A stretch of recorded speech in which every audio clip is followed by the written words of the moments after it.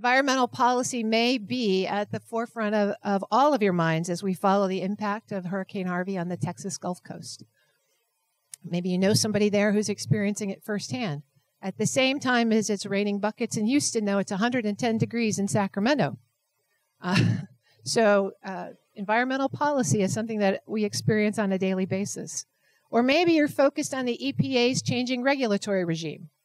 It certainly is a hot topic of conversation in D.C. Or maybe you have strong opinions regarding President Trump's decision to withdraw from the Paris Accords. One thing is certain, states are taking the initiative in environmental policy where they perceive that the federal government has either left or created space for action. As an example, 13 states, led by California, Washington, and New York, representing roughly 1/3 of the United States GDP, established the U.S. Climate Alliance to support action to achieve the U.S. national target of 26 to 28% below 2005 emission levels by 2025. So we're going to bring our first panel up. And as we're doing that, I want to introduce the moderator of that, Dr. Lois Takahashi, who will help us explore how states are approaching environmental policy in this new environment. Lois is the director of the USC State Capitol Center and the Houston I. Flournoy Professor of State Government. Her research focuses on public and social service delivery to vulnerable populations in the United States and in Southeast Asian cities. And her expertise spans several issues, including homelessness and HIV/AIDS in Los Angeles, social capital and health for vulnerable populations, and environmental governance in the U.S. and Southeast Asian cities. She earned her master's degree in public management and policy from Carnegie Mellon University and her PhD in urban and regional planning from the University of Southern California. So please welcome Lois and our first panel. The structural panel will be as follows. We're going to have self-introduction by the panelists, who will talk a little bit about themselves and their organizations, agencies, or units that they represent today. We'll have a discussion for a little while, and then we'll open it up for questions from the audience. Hello, I'm Sandra Archibald. I'm a Napa Fellow. I'm the Dean of the Evans School of Public Policy at the other innovative state on the West Coast, Washington State. I have a master's degree in public policy from the University of California, Berkeley, and my PhD is from Davis in agricultural and resource economics. I spent most of my research career working on environmental policy at the state level, water policy and pesticide policy while I was in California.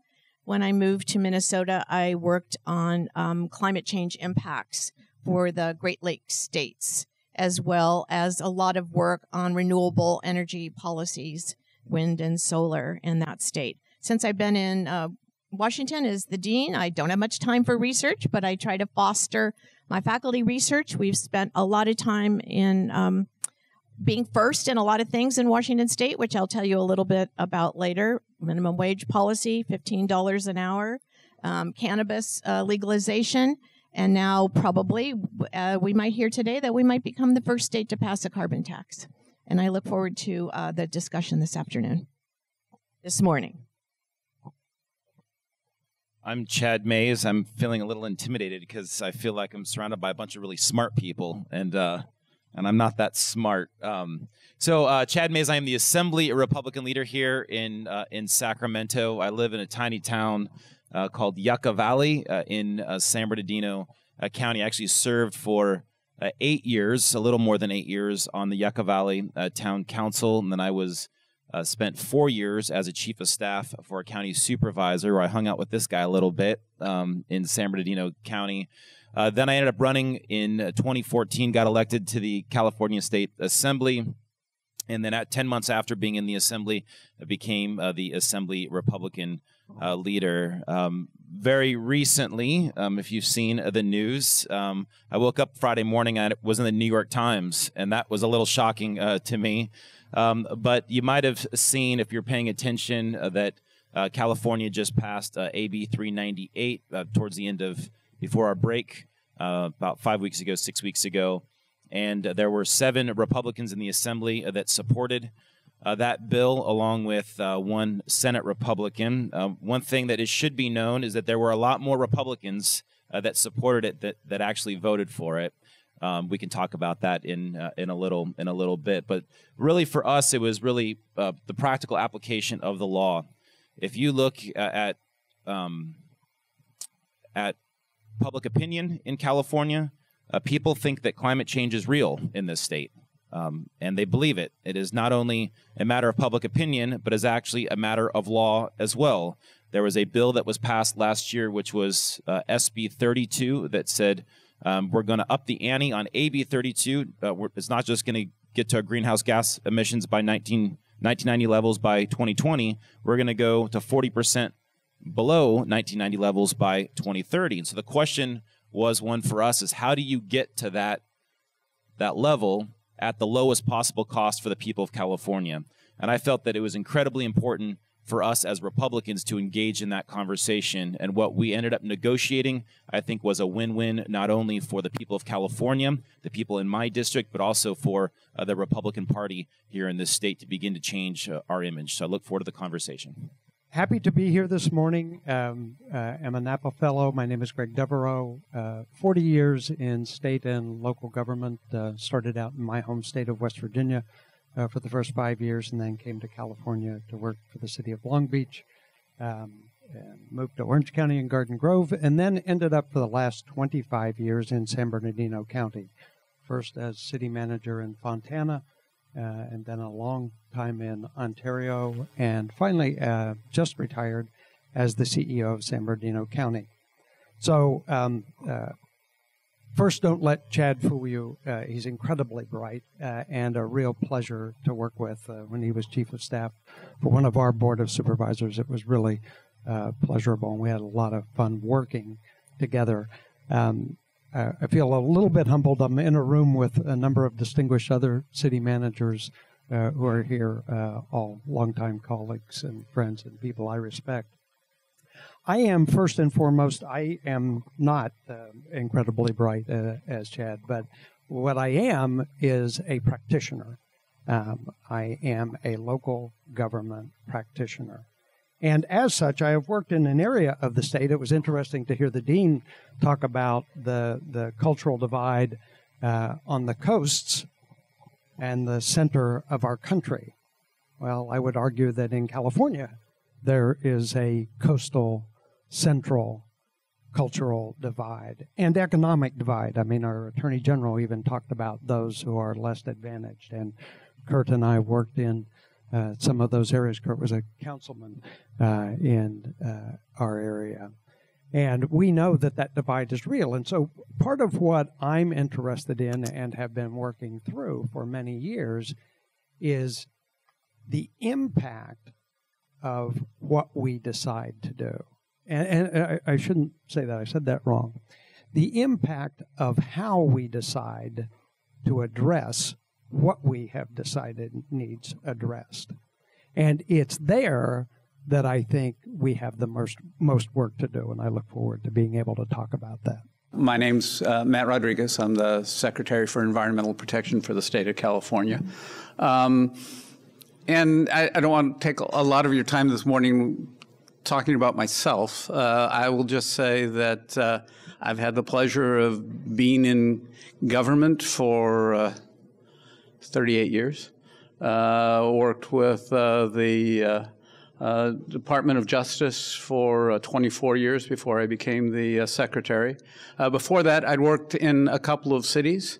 And I should mention that my brother is a city attorney for the cities of Soledad and Gonzales in the Salinas area. My mother was on the city council for 14 years in the city of Hayward. And so we've had many discussions on the relationship between the state and local governments and how do you get things done. How do you make sure that the decisions that are being made at the state level are practical and meaningful and are things that we can implement at the local level. So I look forward to today's dialogue. Cal EPA, it's been a privilege to be working with the governor and to be working at Cal EPA. As many of you know, Cal EPA is the Air Resources Board which does the cap and trade program, the State Water Resources Control Board and the regional boards, the Department of Pesticide Regulation, Cal Recycle, the Department of Toxic Substances Control, and the Office of Environmental Health Hazard Assessments.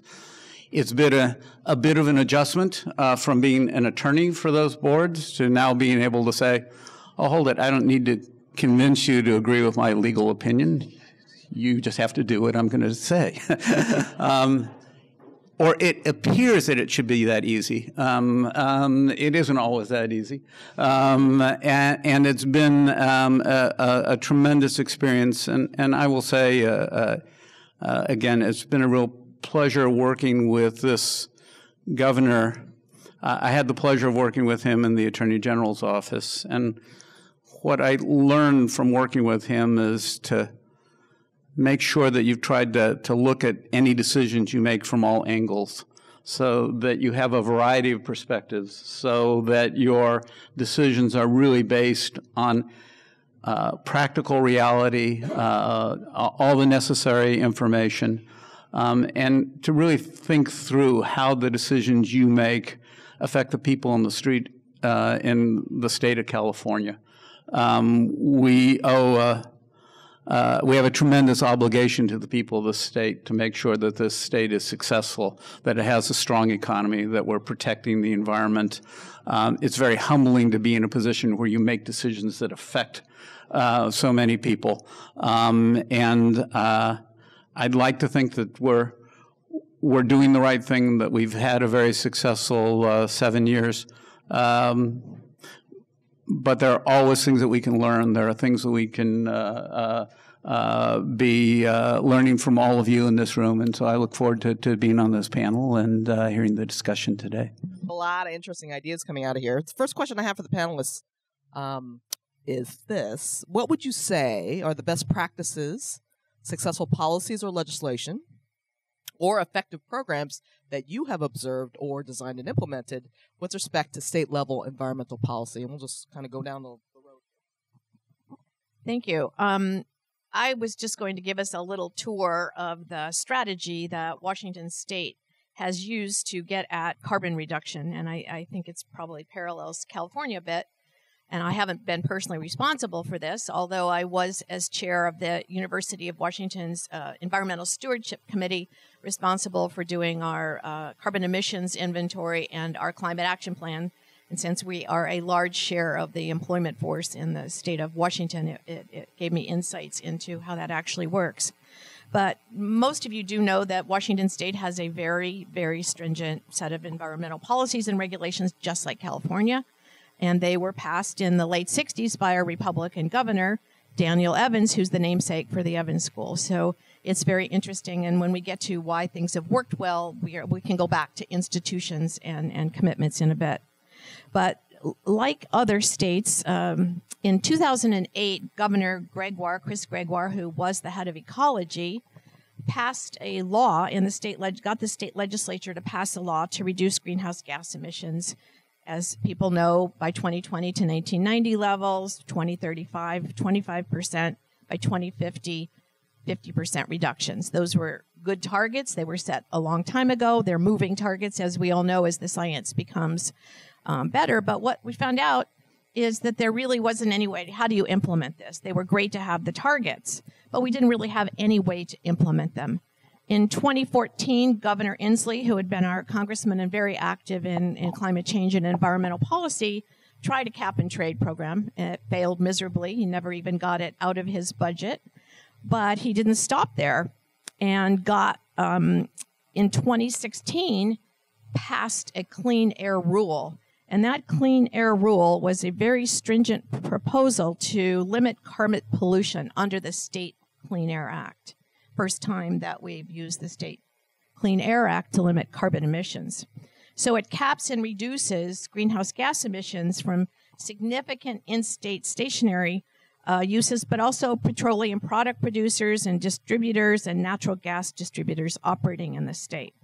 Parties are required to reduce emissions along a pathway that's established, and it applies to all emitters with over 100,000 tons of CO2 per year. Covers 2/3 of the greenhouse gas emissions in the state. And we're using the transparency rule. They have to report emissions, and they must reduce their emissions by 1.7% per year. Not a very popular piece of legislation among industry in the state. So people have been looking for market-based mechanisms to help us implement a pretty strict gas emissions reduction policy. And we failed in 2016 to pass a ballot initiative because it was opposed, believe it or not, by a group of environmentalists. And they didn't like the fact that it was revenue neutral and the proceeds from the very quite stringent tax, $25 to $15 per ton, I think it's the same now, would go not to clean air, new clean energy issues and new plans and policies and innovations, but it would go as offset for state sales tax. Most of you might know we don't have an income tax, so this people thought would be very appealing. It was actually written by one of my faculty. It failed by 60%. So back to the drawing boards, and our governor didn't give up. He just kept pushing harder and harder, and this year we have a HB 1646, which is a carbon pollution mitigation tax on fossil fuel emissions regulated under the State Clean Air Act, which became very important for us to have this. So we've got the targets, we've got the Clean Air Act that sets the penalties for failing to reduce emissions, and now we're looking for market-based mechanisms to implement it because it's become very divisive and it's expensive for industry. This is the first time that we think the carbon tax has the possibility of actually being implemented. It stayed alive through 3 sessions of the state legislature this year. You might know that we couldn't come to an agreement on how to fund schools in the state in an equitable manner.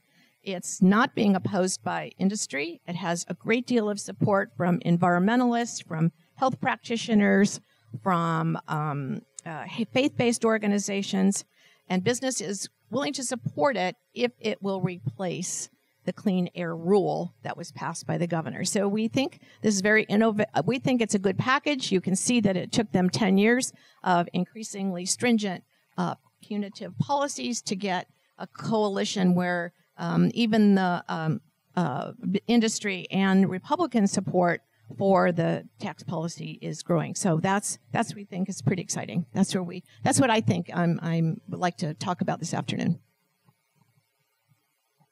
Let's repeat the question again. So what would you say, given that you just went through all this, and you got into the New York Times for it, best practices, successful policies or legislation, effective programs that you've seen with respect to state environmental policy?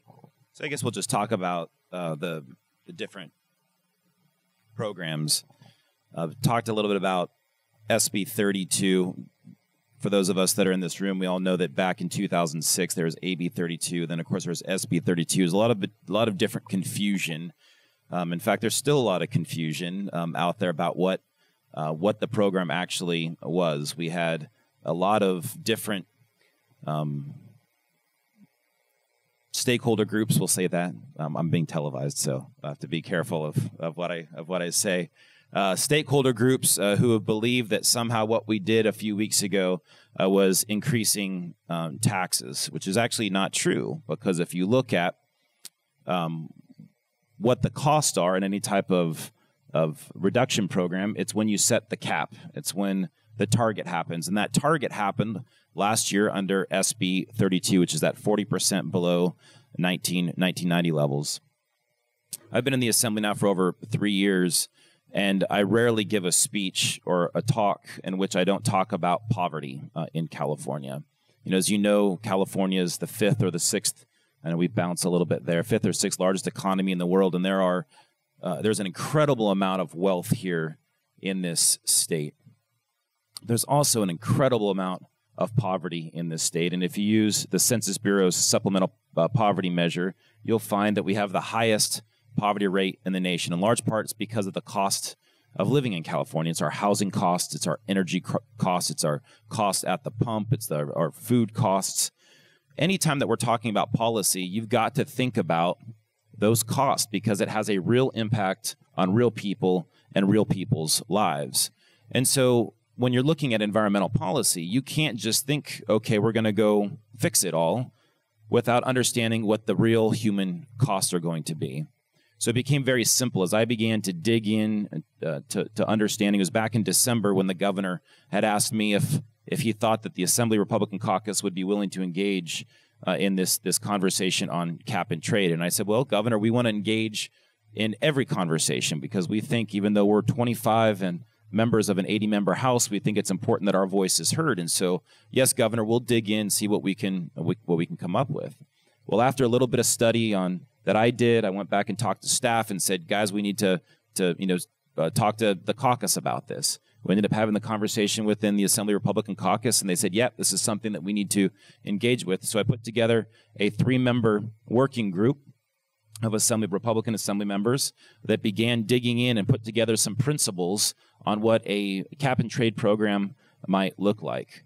Well, lo and behold, when we finally got down to what the deal looked like, almost every single one of our principles was fulfilled because as Republicans or as conservatives, we believe that a market mechanism is always better than command and control. We think that individual actors are going to be able to make decisions that are in their best interests, and that ultimately that is going to reduce costs versus government action, right? That's the difference between Republicans and Democrats, between conservatives and liberals, is this idea of letting individuals make their own decision. And so it became very clear not only what our thoughts were and what our principles were, but also just the hard data. The hard data said that under command and control, the cost of getting to that 40% target were going to be significantly higher than under cap and trade.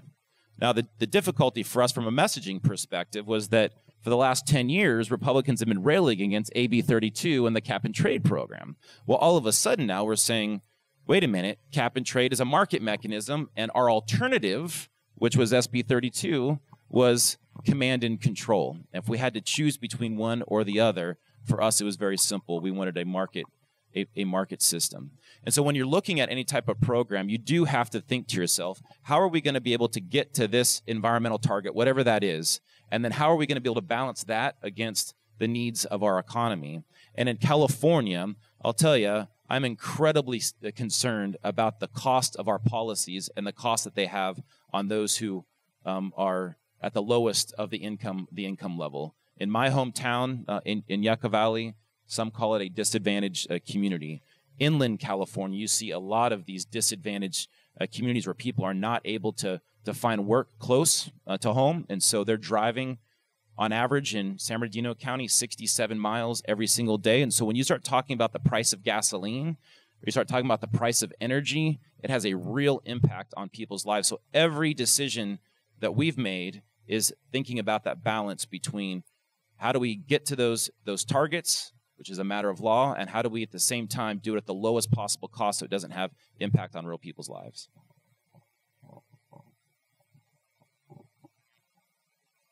I can think of 3 examples of best practices in the state.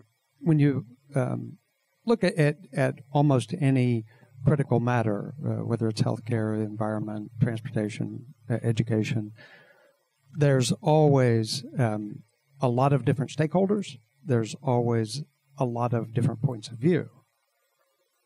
In the environmental arena, a lot of the success that has been achieved in California has been achieved through mandates, not through dialogue.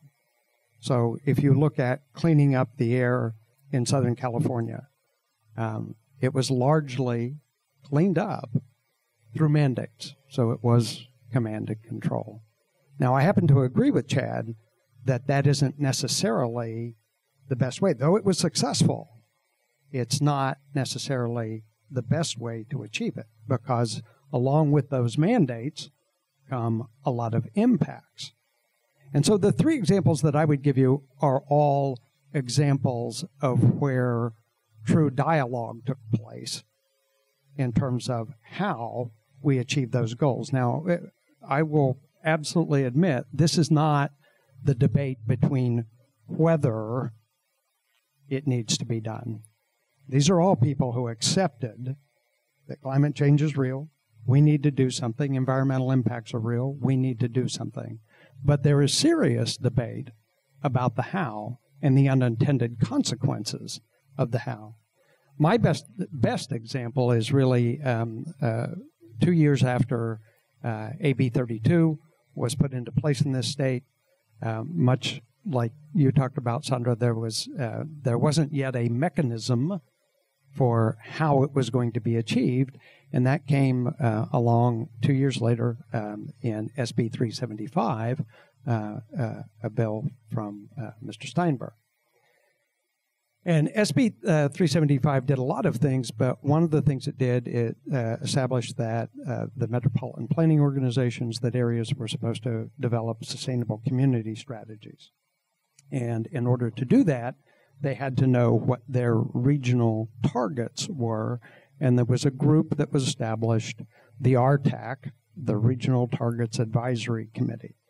And I was fortunate enough to be asked to by the League of California Cities. I was then city manager of Ontario, and I was asked to be the League of Cities representative. Well, it was very wise the way they set it up. It was a 21-member body. Cities were represented, counties were represented, transportation agencies, metropolitan planning organizations,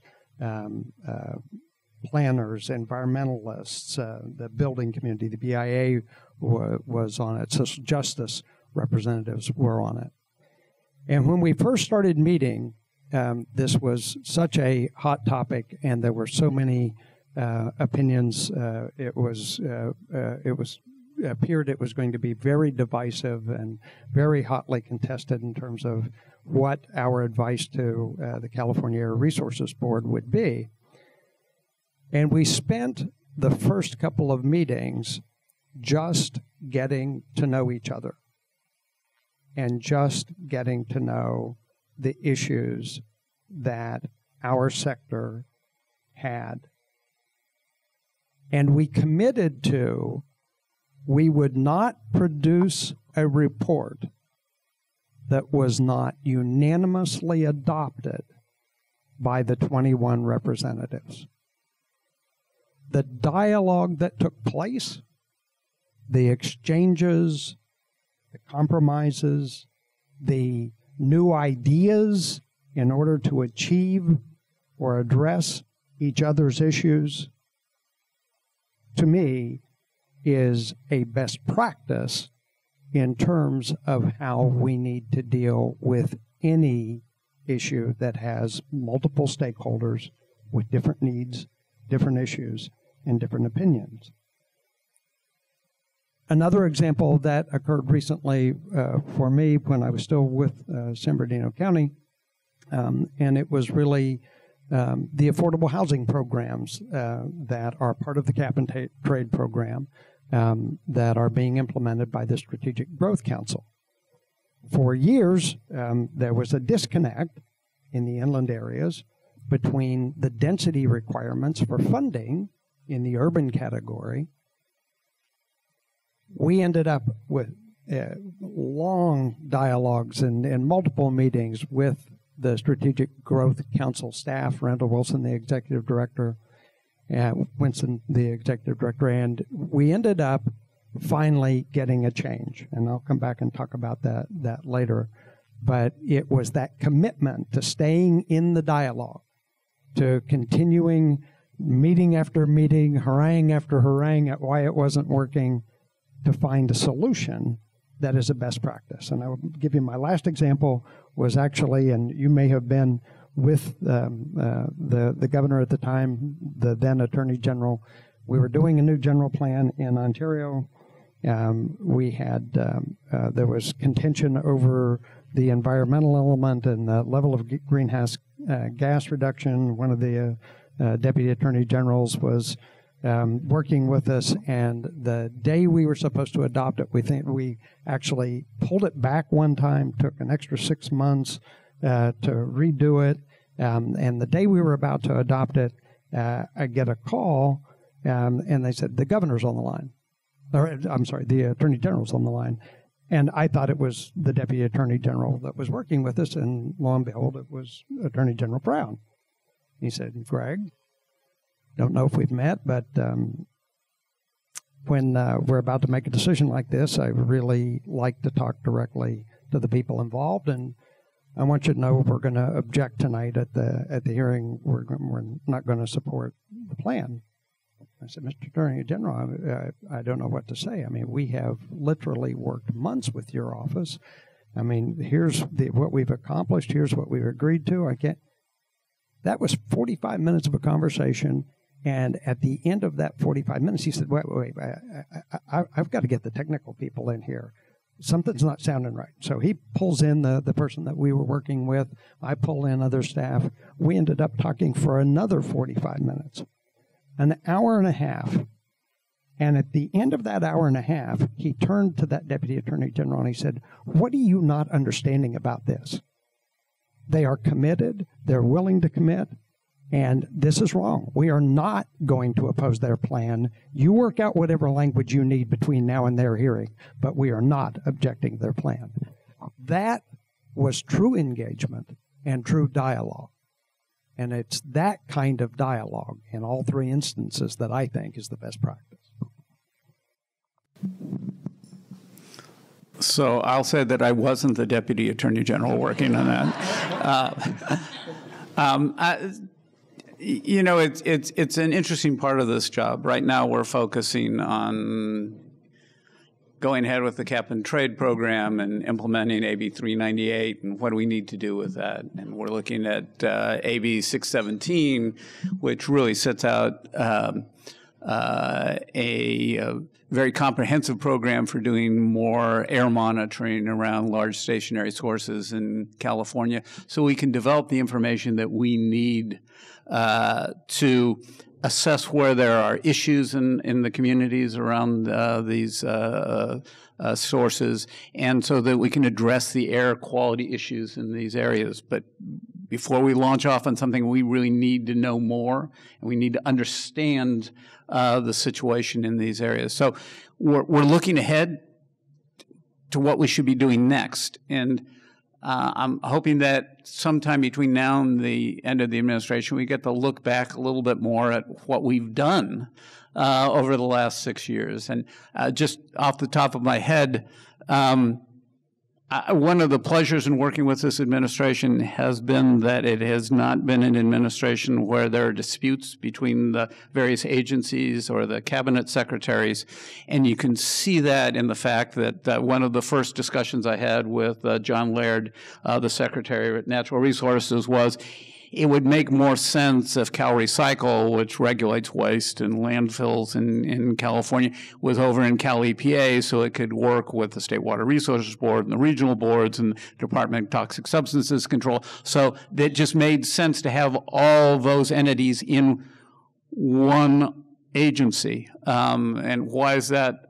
Well, it goes to the theory we have of agency, which is the real role of the secretary is to make sure these programs are working, not at cross purposes, but are working together.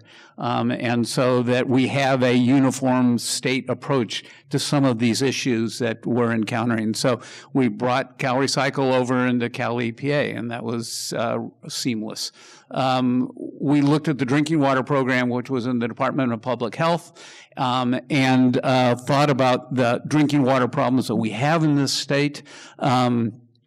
Said it would make more sense to have all the water issues being dealt with by one entity. So we worked together to bring the drinking water program out of the Department of Public Health. So and again, it required outreach to the water districts. It required outreach to the health officers in the counties. If you had told me that it would go as easily as it did, making that transfer of a large program from one agency to another, I would have told you you can expect difficulties in this situation, but that was not the case. We have established the Safer Consumer Products Program. When I started at Cal EPA, there was frustration because we were supposed to have that program, which was then known as the Green Chemistry Program. That was to assess whether there are chemicals of concern in some of our consumer products and devise a process for looking at whether there are alternatives for those chemicals that could be used in these products instead. And we wanted to have a process by which you could have a reasoned dialogue about what chemicals are there. Do they need to be used in these products? Are there alternatives we could look at that would be safer? There was frustration because we hadn't been able to get that program up and started by 2010, which was the target date. And I can say that it took many, many meetings with businesses, with stakeholder groups, but that program is up. It has started. It's identified its initial set of products that we want to look at. And I think it's a model that can pick up and look at how state agencies can work with businesses to look at chemicals and have a reasoned dialogue about, are there alternatives that we should be considering that would make these products safer for consumers? So those are just some of the things that we've been able to do over the last 6 years. I won't go into great detail on the cap and trade program or the California's climate programs. I will just say this, that I am always reluctant. You will hear sometimes somebody say, "Well, we're leaders in this field," or we're going to be leaders, or we're going to set the model. And I always think it's easy to say that, but the real test is, are people looking at what you're doing and trying to emulate what you're doing? And I will say that when I got to Cal EPA, the way I envisioned my role was, as I said, to make the programs within the agency work collaboratively, not send mixed messages, let the public know that we were working together, that we had common goals and objectives that we shared within the agency, and we were working towards those goals. But what I found was the number of states, the number of other countries that were coming to find out what we were doing with our climate programs, that were interested in what we were doing because they saw that we had, depending on how the pound is doing at a given time, the fifth or sixth largest economy in the world.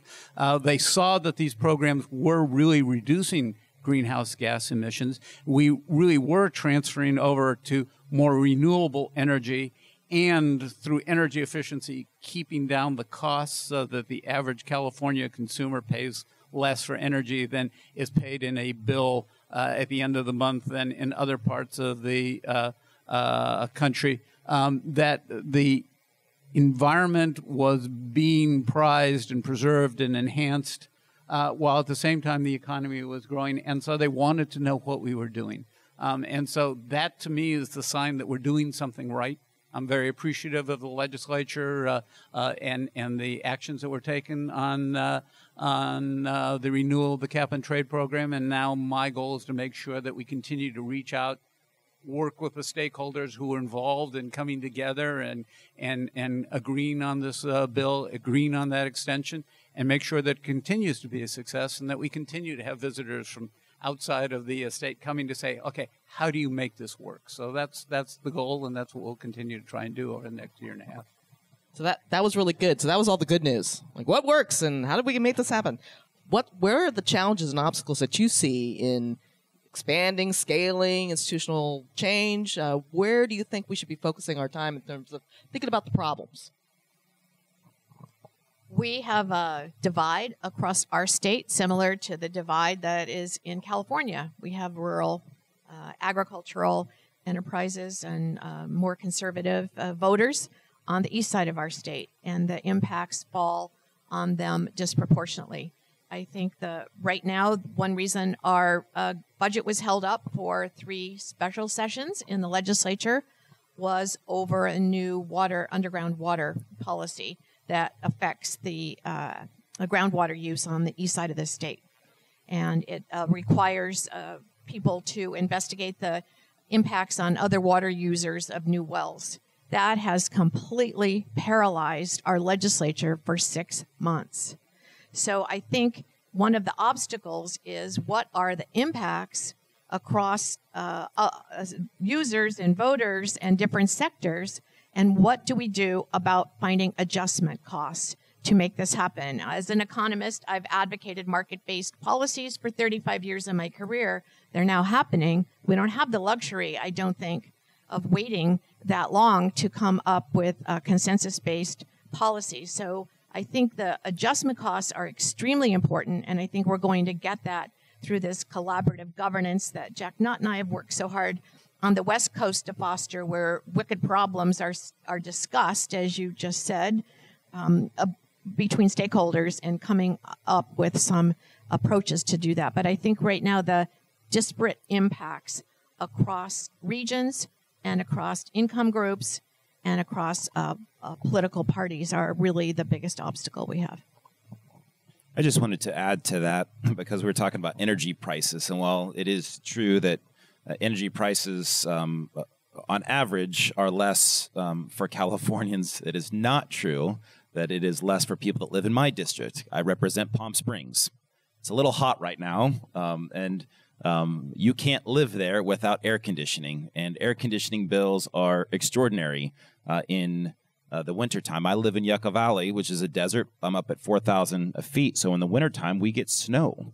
It gets cold. It gets into the 30s in the evening. So when you're on the coast, if you're in San Diego and it's a balmy 70 degrees year round, of course you're not going to have the energy cost that you are when you live inland. So talking about those disparities between regions is a great challenge. And then I want to deviate a little bit from that and say I think a challenge that we have is fake news. There is an incredible amount of misinformation out in on the internet. An incredible amount of misinformation. An incredible amount of misinformation on Twitter and Facebook. That does have an impact on policymakers. If you don't believe it, you can just see what's occurred over the last couple of weeks. Because when you're hearing from your constituencies, but your constituency has false information, that false information has a great impact upon elected officials. Elected officials, whether you're a city council member, whether you're a member of the county board of supervisors, or for that matter, whether you're a legislator, your job, you feel, is to be responsive to the people that sent you to that office. And when you listen to them and they're getting false information, whether it is right or wrong, often today you feel like you have to, well, my district says this. Well, what's the facts? Well, it doesn't matter what the facts are, because what I'm hearing from my district is this. We've gotten away from this idea of having a constitutional republic where we send our best and brightest to the halls of Congress or to the halls of our state legislatures, and we trust them to make decisions for us. We've gotten away from that. We've gotten to the point now it says, well, now my legislator has to do what I tell him to do, even if the information that I have is not complete or is inaccurate. And so fake news is real, and it does have an impact on public policy. And the question is now, today, is how do you control that, and how are you able to get out true, real information so that elected officials make good, factual decisions? Certainly, the disparate impacts is a very real issue. Often that lack of dialogue, that lack of understanding, that lack of dealing with facts is a very real issue. The fact that now often we can't have dialogue without ascribing bad motives to people for their position, for their opinion, is a real problem. As someone from the inland area of California, I can tell you that the policies of this state, the policies that come out of Sacramento, are largely big city and coastal centric. And when we don't agree with those policies in the inland area, it is almost always because we're Luddites and we're backward and we're against everything. The program that I mentioned from the Strategic Growth Council earlier, the affordable housing programs, is a great example. For a couple of decades now, I've heard that the inland empire, the inland areas of California don't want to build affordable housing, don't want to build more densely in an urban fashion. And so if you look at those programs under cap and trade, until just recently, after three and a half years of haranguing and dialogue, it said that we in the west end of San Bernardino County were in the urban category, and that to be eligible for any of the money from the cap and trade program in order to build transit-oriented development or more dense housing, affordable housing, we had to build at 30 units to the acre. We don't build at 30 units to the acre. Now, the coastal-centric, big city-centric attitudes say, well, it's because, it's NIMBYism and your population won't want it and the politicians won't vote for it. And well, I have to tell you, I won't use the word that I usually use, but all of it is bull. I didn't complete it. It's all bull. I was in a community in Ontario that would have built 14 to 16-story affordable housing projects. There's just one problem. It doesn't work in our market. It has nothing to do with political will. It has nothing to do with community pushback. We cannot afford the cost of the concrete and steel. And as long as they were attributing bad motives to us, then they weren't going to make any program adjustment. It took 3.5 years to get them to move from 30 to 20 so that we could participate. And what happened in the meantime? In the meantime, they were funding projects in downtown LA where they were, of course, going to build to more than 30 units to the acre. They could, the prices support it, the economics support it, and they were going to. So they poured money into projects that were going to happen with that density anyway, instead of working with us to build projects even in a phased manner that got to that density over a period of years. Clear back in the RTAC, that group came to the conclusion that we were right. It shouldn't just be about transit-oriented development, where it means the transit has to be there today in order to be eligible for the programs, that in markets like ours, we had to have transit-ready development. So that maybe we put in the first building at 3 or 4 or 5 stories when our market will only build 3. With subsidy, we might be able to build 5, flat park it, and then put in the next building when the transit gets there. The consequence of not doing it that way, because it doesn't meet the density requirements initially, means that we are condemned for the next 40 to 50 years with projects that don't meet the densities that we all want. So that ascribing of bad motives, we've got to get over that so that we can have the true dialogue to get at those mutual objectives. I'll just say that it's an incredibly diverse state, and that's the thing that you realize. That's the reason why you've got regional water quality control boards, because the water situation in the southern part of the state is much different than it is on the central coast, much more different than it is in the northern part of the state. It is important to understand the issues facing various parts of the state. And it's difficult to do sometimes from Sacramento, but that's our commitment. If you look at CalEnviroScreen is a tool that was developed out of the Office of Environmental Health Hazard Assessments to identify disadvantaged communities. And it was impressed upon me when I became the secretary that we needed to do this because you were having disputes over what should be considered a disadvantaged community. How could you develop a program when you couldn't come to an agreement on what that program should do or look like? And we needed to have a better understanding of where were the areas in the state that were not benefiting from the economic recovery. They were not sharing in the prosperity that the state was seeing.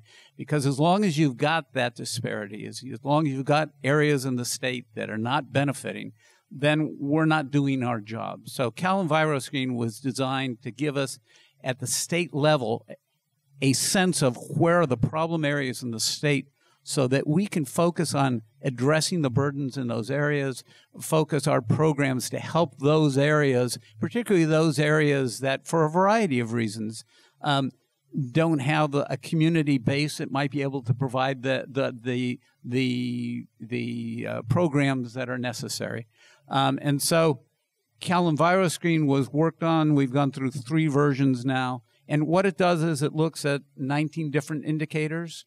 12 of them are environmental indicators showing environmental burdens in an area. 7 of them are socioeconomic indicators that talk about what's the community like. And it was done so we could identify, okay, where should we as a state be focusing some of our resources? And I think what was very telling for me, I had a sense of environmental justice and where the disadvantaged communities were in the state. And in my mind, I will admit, I was thinking of those urbanized areas around old industrial sites where there were brownfields and we needed to work on those areas. And those areas certainly qualify as disadvantaged and in need of assistance from the state. But what was more telling to me was how the Inland Empire popped up, how the Central Valley popped up. Those areas that you were not necessarily thinking about as environmental justice communities or disadvantaged communities that were in just as great a need from the state. Slightly different programs, slightly different kinds of issues in those areas, but it helped us to develop an understanding of the fact that we should be looking at those areas, learning more about those areas so that we can come up with programs to assist that area. So I will say one of the obstacles, we need to understand more about the variety in the state, the variety of problems within the state, so that we can develop programs that will reach out to everybody, that will help housing, which is a slightly different issue in the Inland Empire than it is in the more heavily urbanized areas in the Bay Area or in LA. Make sure that we're reaching out to everybody in this state so that everybody gets to benefit from the economy and from the environment, and that all Californians are proud to live here. So that's what we're focusing on. That's the obstacle. CalEnviroscreen is a good tool, but it's only a tool that begins to provide us the information that we need to develop programs as we move ahead. That's a great segue to our last question for the panel. What actions do you think are necessary to resolve some of these obstacles and gaps that you've identified? Well, I don't have a good answer for that one. It's okay. We just want any answers at this point. I guess I will go back to this collaboration issue, and the dialogue has to happen at all parts of the debate, just even in framing of the legislation. In 15 years ago, the Evans School and the University of Washington State University started the Bill Ruckelshaus Center for Collaborative Governance, and that is a group of stakeholders from across the state, representing different sectors, different political parties, and it's used to help us solve wicked policy problems. And under the authorizing legislation, the legislature actually sends problems like perhaps this housing issue and the disparate incentives that were set up by the policy, and we talk. And there's lots of rules. It follows rules of negotiation and mediation, and the legislature now will actually refer policy decisions, drafting legislation to the collaborative governance so that we can have a dialogue before this happens. And I guess my recommendation is to find new mechanisms and new institutions to help us have this discussion, because the impacts are so very different. How many Republicans do we have in the room? All right, come on, raise your hand. There might be 2 more. How many Democrats are in the room? All right, the rest of you are declined to state? Independent. Or independent. the other day I was at the dentist's office, and my dentist handed me an article, and he said, "Chad, I really think it's important for you to see this." And in the article, it said, "Democrats are not ruining this country. Republicans are not ruining this country. It's not a red or blue thing. You know what's ruining this country? Are people who think people who are not like them are ruining this country." And I thought, that is absolutely right. The contempt that we have for one another today is at levels I've never seen. We're all Americans. We are all Californians. When it comes to public policy, if you believe in freedom and free markets, if you believe in an open economy, that's great. I can still sit down and have a conversation with somebody that thinks that more government control is the answer. The question is for us to be able to actually sit down and be able to reason together to come to solutions. Because the truth is, on both extremes, we're talking about economic philosophy. They're both wrong. You can give examples of that. People that have studied it, people that believe in capitalism, like I do, know that there are limits to that. That's why we have antitrust laws, right? Because of monopolies. We know that there are limits to that. But what ends up happening is you end up with this religious zeal and this belief system, this ideology that you want to be right, and if you're right, somebody else must be wrong. And the contempt that we end up feeling because of that is what's ruining this country. We've got to figure out a way to be able to sit down together, to be able to understand what we believe, but then be able to reason with people that don't believe what we believe. And I think that's going to move us in the right direction. Can I get an amen? Amen. I happen to know that Chad is a preacher's son, and it does come out from time to time. I think that both of my colleagues here have hit on it. It is collaboration, and it is looking and dealing with each other in a different manner. We seem to have forgotten these days, and Chad's going through this right now.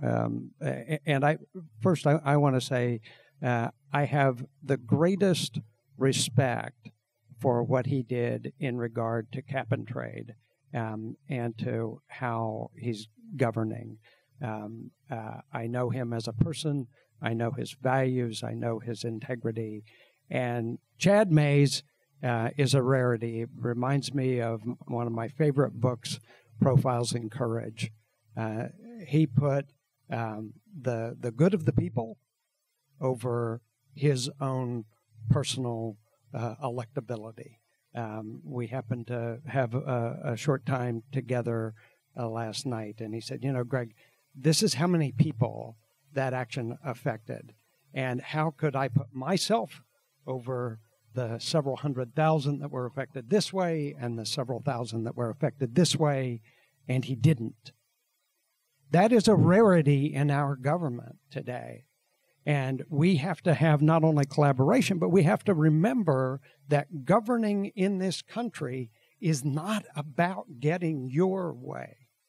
It is about putting every side's issues in the middle of the table, working on them together, and coming up with a new way that comes as close as possible to addressing all of those needs and all of those issues. That's real collaboration, and that is what we need. I agree with all the previous speakers, and I really think that one of the things that makes California unique is its interest in trying to reach out and obtain information, so that we've got information on which to base our decisions. Information is not always pleasant. I will admit there are times when my boards or departments come to me and say, we have found this. And my first reaction is, why are you handing me this problem? I've got enough problems to deal with. But that's our job. Our job is to make lives better for everyday Californians. And in order to do that, we need to reach out and we need information. We need to understand how chemicals are affecting our environment. We need to understand how we can provide drinking water to all Californians. We need to understand how our businesses work and how our transportation systems work so that we can make them work more efficiently and so we can continue to be competitive.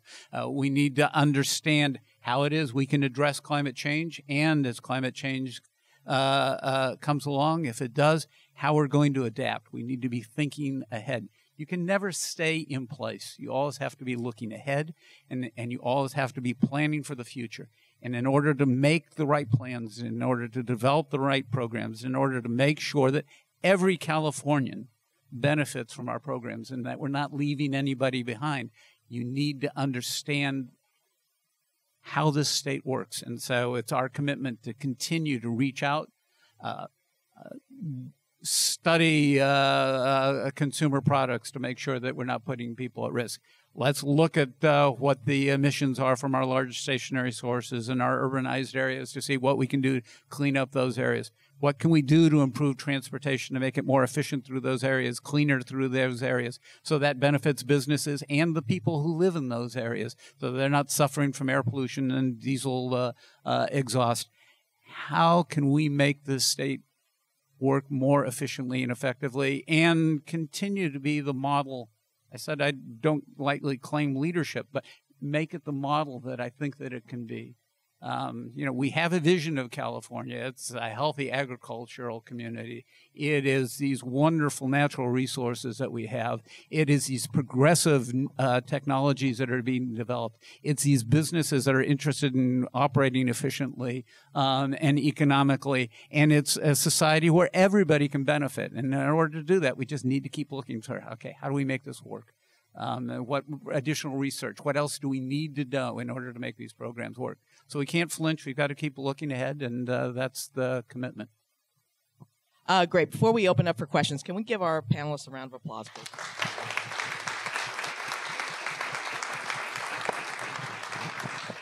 We obviously know why you've moved in the direction of the compact, but that kind of raises the question, has there been any concern of the possibility of defections from the compact? Because as we've heard, some of these measures are costly. They have negative impacts all over the place. Businesses, I'm sure, are going to come along and say, well, you're participating in this and you're doing, you've got this regulation and your neighboring state who's not a member isn't. So are there any mechanisms in this compact that kind of discourage this? I'd be interested to hear your thoughts on that. I'm sure you can go into this a little bit more, but I'll just start off with, we've done a significant amount of internal public opinion survey work to find out where Californians are at. Sort of shocking for me, I'll tell you, is how climate change is important to not only Democrats, we would know that to be true, but to independents, to kind of states, and also to Republicans, a significant number of Republicans. And we have tested the question of on climate change. We tested the question of cap and trade, even the question of a carbon tax and what the cost would be. Interesting, when you see the numbers on cap and trade, they're actually significant. Some of our districts, we had 65% support amongst Republicans, over 40-45% support. Now, when you ask the question of well, do you still support it even if it was going to cost? Well, the numbers then drop. But then in some of the public polling that I've seen, when you ask this question of is climate change real? It is. Is it a threat? It is. Is it something that state government should do even though the national government isn't doing? You look at that and everyone says, yeah, it's something the state government should be doing even though nationally back in Washington, D.C., they're not addressing it. So I think there's come a point in time with public opinion in which people feel that there's a responsibility, almost a personal responsibility. It's not that, way back there in Washington, D.C., they got to fix it. It's now a personal responsibility. So the state has a responsibility, local governments have a responsibility to be able to address the issue. And I think that's why you're seeing, talk about leadership, and a number of states are saying, we're going to go out and do this even though the national government isn't going to do it, because there's a sense of a personal responsibility, and they think that their local government should step up. It's a very interesting question, but I think if we put it in a different context. So if we're talking about air quality, so maybe you think about it that way, but do you think about that way when it's our drinking water? So, I mean, there's no question that locally we demand that our drinking water be taken care of. Regardless of what the federal government is doing or anybody else, we want water that we can drink that isn't going to make us ill. We've forgotten, and maybe across the country it is not well known, that in California we had air quality regulations before the country did. And we had, didn't we establish the EPA before? We had the local, regional air Ours quality was boards. before yours, but that's okay. I didn't say other states. I said before the country. So I don't think that that's really, it's something new. I actually think that's the way it has been for decades. I absolutely agree. We've got 50 years of shared governance with regard to environmental policy. It was always a federal-state partnership, and I think the federal government, people from D.C. might be surprised that we've been doing this at the state level by ourselves in many areas for a long time. And I was shocked, Chad, by the opinion polls as well. And the Ford School just did a very comprehensive study, and it's nationally 66% of people believe in state action on climate change, 77% of Democrats and 51% of Republicans. And the numbers get, so I think there is a public opinion that is pushing this forward. I think we have a lot of experience with this. We are going to run the risk, just like we do with labor laws and other laws, that some states will race to the bottom. I don't know how we fix that. That's a problem for a lot of things when we decentralize and devolve policy to the states. But I am optimistic about the fact that the states have the capacity. Not all the states have the capacity. Look, we're a rich state. We have a lot of history. We have hydropower, which makes it easier for us than it does some of our colleagues in the rest of the country. We can help them. We can help them with processes and policies. But I agree, Joe, that when you abdicate the national standards, then you do run the risk of an environment where you've got these differential rules and policies that people have to follow. Yeah, I will just say that obviously climate change is an issue that cries out for national leadership, international leadership, national leadership. But, if it's not there, the history of California in particular is we will fill the void. And if we see an issue, we're fortunate because we have the resources through our university system, through our economy, through our environment. We have the resources to address these issues if we see that they're not being addressed properly at the national level.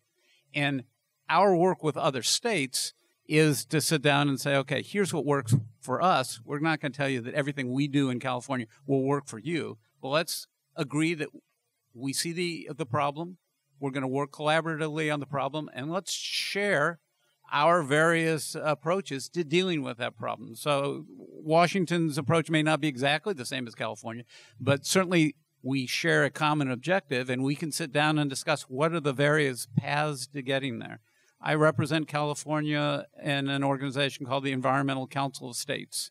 And 46 to 48 states participate in the meetings of that council. Does every one of those states want to do exactly what California is doing? I'm not hearing that. But I hear there's great interest in states in what California is doing. So they can see what works and they can learn from what we're doing. And at some point, maybe they do emulate that. There are a number of states that use our emission standards for cars. So it's all about a common objective, continuing that dialogue, and recognizing the differences between the states. And I'm not going to preach California's got the only way, but we're interested in having a dialogue. And I think that there will be, as long as there's that void in leadership at the federal level, there's going to be continued dialogue amongst the states because many states understand that this is a problem that we need to work on. Good morning. My name is Shobha Malarapu, and I'm the president and CEO of Anvaya Solutions, a cybersecurity consulting company in Sacramento area.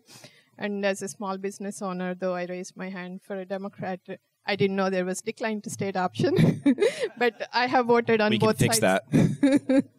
I've voted on both sides of the aisle because I'm socially liberal and fiscally conservative. But as a small business owner, I have a couple of questions. So one is similar to what Joe had asked earlier. recently, President Trump had signed an executive order rolling back the environmental regulations allowing construction in the natural disaster-prone areas. And based on that regulation, how is state what actions will state governments can take in order to counteract that legislature in order to conserve tax dollars so the construction won't go into the areas where we know that there is going to be natural disasters? And another question is, talking about such a diverse state as California with conflicting interests for different industries as well as different regions, how are we going to create legislature to serve everyone equally? Is there any other ideas out there to be able to have some leeway for different areas or regions or industries? Because as a small business owner, I see that not all laws apply to my business, but I'll have to follow them because it is there. So if there is some kind of flexibility in the law that if someone can come up with, that will help a great deal. Well, with regard to your last question, it's California was set up to give a great deal of authority to local governments, and I think that we need to continue to remember that. That, as I said, the situation throughout the state varies markedly depending on where you are in the state, and so while there is an interest sometimes at the state level of saying, well, we need state regulations on things, I think we need to understand that there are times when we need to provide flexibility to local governments, and that's absolutely important. That's why planning is still primarily a function of local governments in the state of California. That's why we have the different regional water boards, because we realize the differences in water. That's why we have the air districts in California, because we realize there's different air issues throughout the state. So we need to continue to maintain that flexibility and recognize the difference between the various parts of the state. So we're committed to doing that. With regard to the rollback and insurance and guarantees that would encourage building in areas that might be subject to emergencies in some sort of situation, again, federal preemption is not something that we find very often. There's a lot of flexibility that's left to the states, and so if we see the federal government rolling back, then we need to step up and we need to take a look at what options can we have to continue to move ahead and continue to do what's best for our state. We've got a great deal of flexibility. We just can't be afraid to use it. And so I think that that's what we need to step up and take a look at and make sure that, as I said, we're looking out after the interests of all Californians. I should let Jack speak to this, but about 12 years ago, Jack and I and our colleague from the University of Arizona pulled the three universities together to train our PhD students, train our master's students to have the skills for collaborative governance and to impart in them the sense of importance. We just expanded that to Colorado and Syracuse. Did you sign your letter yet? Yeah, I did too. So we think we have to start at the education level for sure, get universities to support it. Our presidents all support this initiative. We kind of stuck with the West Coast because, frankly, we didn't see the interest being expressed in the rest of the country. So many of you who might be here from the other parts of the country, we're happy to have these conversations with you. And this could be something Napa could take up because we believe it's very important. We are trying to promote it, Joe, at the national level with our professional organizations in public policy. So I would ask for support if you think this is a good thing for us to do. I don't know that I can answer the how question, but in local government, I think I can answer the why question. Local government is in more and more of a resource-constrained environment. And with pension costs and OPEB costs and other costs continuing to go up and revenues not keeping pace, we will be forced to be more collaborative with and in our communities, because we are going to return to a time when it really is community governance because the resources and the labor and the manpower will come from the community, not from the formal government. So we're going to be forced to be collaborative, whether we like it or not. I agree. I'll just say it's been interesting that, as I started out by saying, I've been doing this for 38 years now, and the hearing process and the development of ideas has it's self-developed over that period of time. And it's interesting to me now that when we're looking at implementation of AB 617, and you talk to the Air Resources Board, they don't talk about going to regulations right away. They're going to spend a year doing workshops in various communities to understand, okay, what are the issues that we need to address through this program? And then there will be a series of hearings to discuss, okay, so what's the regulatory approach based on what we've learned through those workshops? And that's been a relatively new phenomenon, but it reflects the understanding that we need to know what we're talking about before we can come up with an effective regulatory program. And I think you're going to see that more institutionalized. That's certainly become the practice within the agencies and boards and departments in Cal EPA. So you're going to see that. Getting the school system into that, I will say that I think it's a marvelous idea. It's certainly one of the things we look at. We have some involvement from the schools. For example, we turned to a scientific review panel that's comprised of UC professors to look at some of our air contaminant issues. Taking more advantage of that resource in the state is something that we really need to do. I will say that it can sometimes be a little frustrating.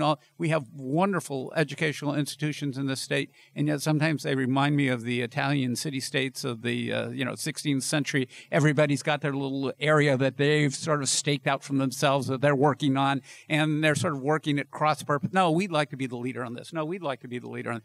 It'd be wonderful if we could pull those resources together, because I think that's another, we use it to a certain extent, but I think we could use it much more effectively, because I think our educational institutions here are another one of the real pillars of California.